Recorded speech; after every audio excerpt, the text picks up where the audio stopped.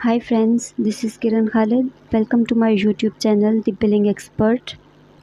आज के लेसन में हम डिस्कस करेंगे डिनाइल्स के बारे में, डिनाइल मैनेजमेंट के बारे में, ईओबीज़ क्या होती हैं, ईआरएज़ क्या होते हैं और मोस्ट कॉमन डिनाइल्स क्या हैं। So what is the denial?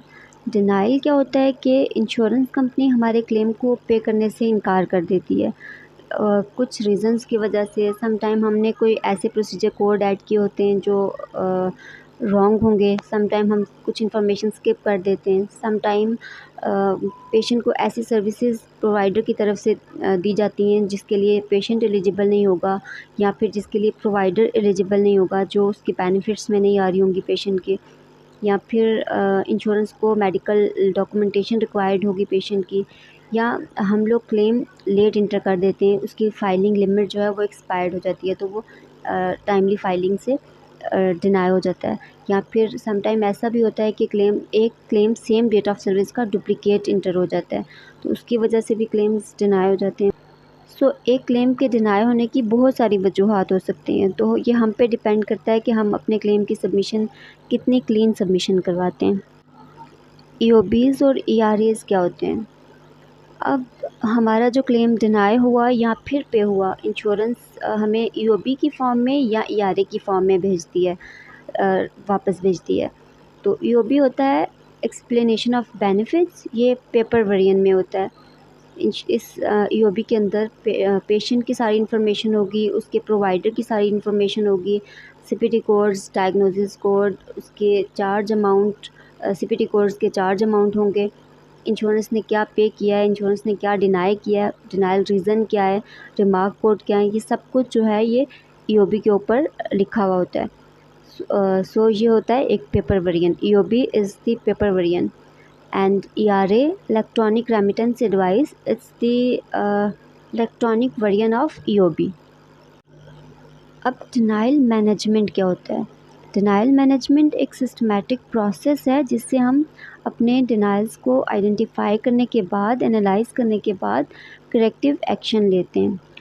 Denial हमारे पास दो तरह के होते हैं, दो फॉर्म्स में होते हैं। एक होता है सॉफ्ट डिनाइल, एक होता है हार्ड डिनाइल।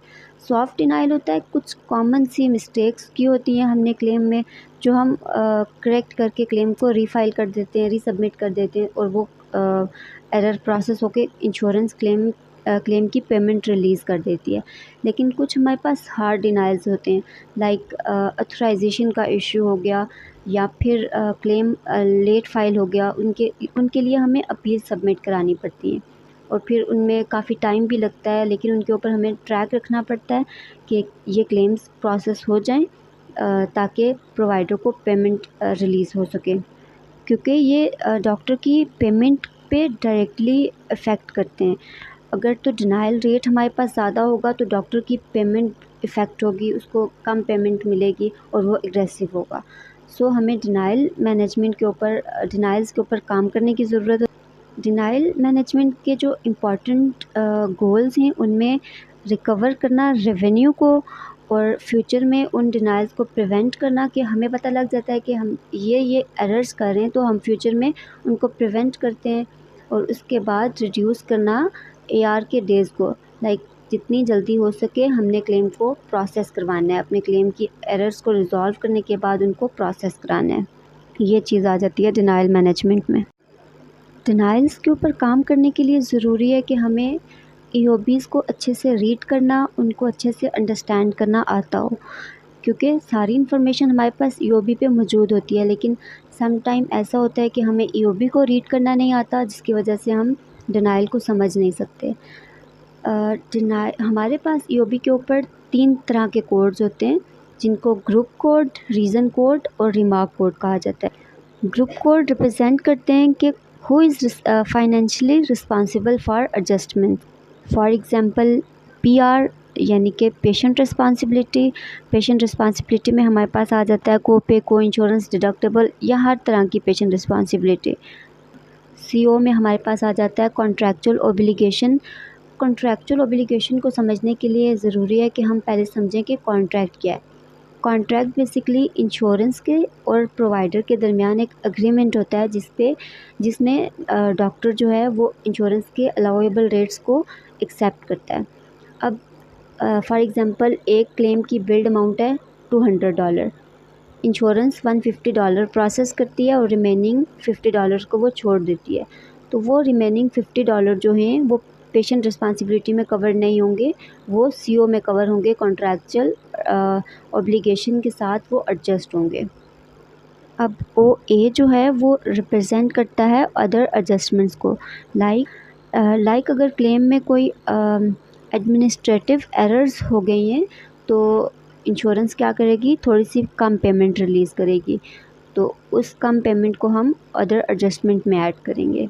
इसी तरह सी आर हमारे करेक्शन एंड रिवर्सल्स, जैसे कि एक इंश्योरेंस अगर $200 अमाउंट एक चार्ज अमाउंट है क्लेम की और इंश्योरेंस $200 ही प्रोसेस कर देती है, तो कुछ टाइम के बाद वो ऑडिट करेंगे और देखेंगे कि हमने इस क्लेम में एक्स्ट्रा पेमेंट रिलीज़ की हुई है, तो वो रिवर्सल भेजेंगे $200 का और अगेन पेमेंट रिलीज़ करेंगे $150 की।